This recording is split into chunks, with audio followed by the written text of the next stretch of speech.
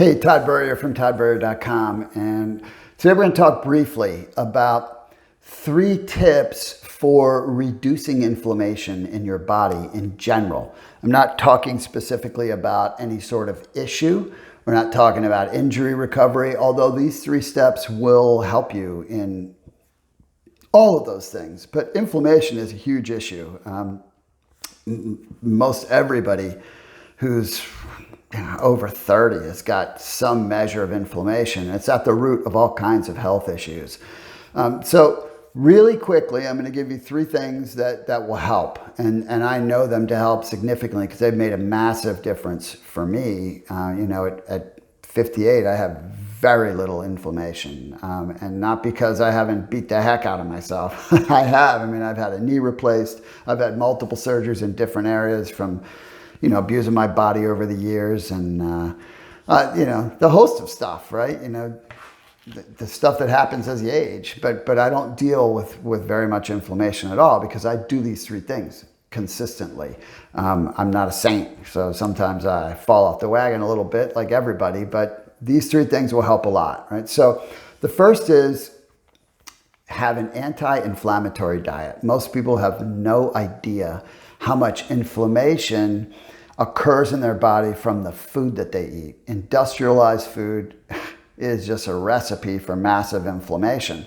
And so you have to clean up your diet. Now, I have a video called What is Logi Eating that you can check out. That's one way to reduce inflammation from a dietary perspective. But in general, the way you want to eat is to minimize or eliminate processed foods, eliminate white flour, eliminate like sugar, right? Those kinds of things cause massive inflammation in your body.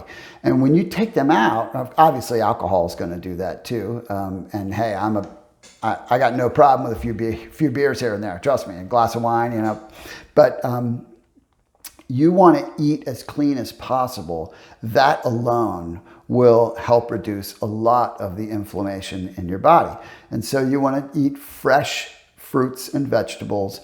You want to eat, try to minimize grains as much as you can. And you want to eat, things like wild caught fish and free range poultry and grass-fed beef, right? These kinds of things, stuff that is free from the industrialized process. That's probably the easiest way to put it. If you can eat that way in general, and obviously you'd want to minimize things like soda pop, right? And even milk, which is full of sugar, right? You want to eliminate things that cause inflammation. And so one is clean up your eating.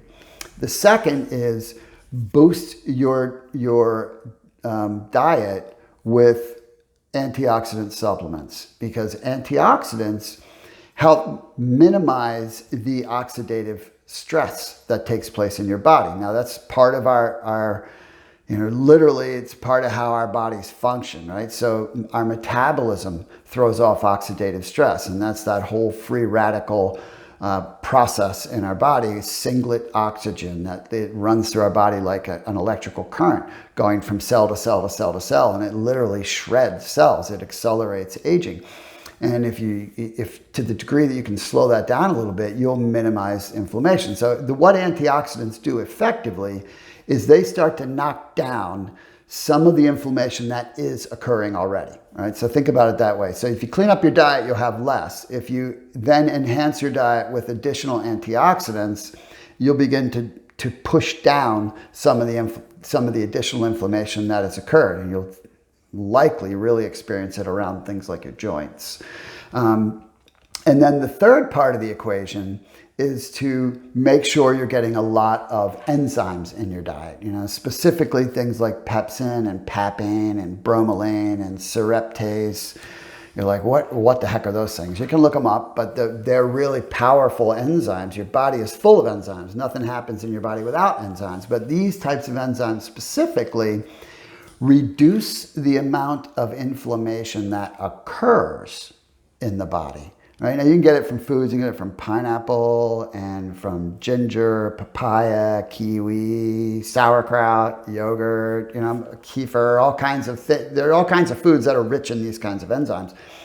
So you can certainly add those to your diet, but for my money, I supplement them. But what that does then is you've reduced the amount of inflammation that your body is naturally producing through foods, and then you're knocking down whatever inflammation is occurring through the use of antioxidants, and then through the enzymes, you're minimizing how much inflammation does occur. So I like to make an example of a fist. So if inflammation is the fist, the antioxidants are making it smaller by coming this direction, and the enzymes are making the fist that occurs smaller from this direction, right? So those three things will help you dramatically.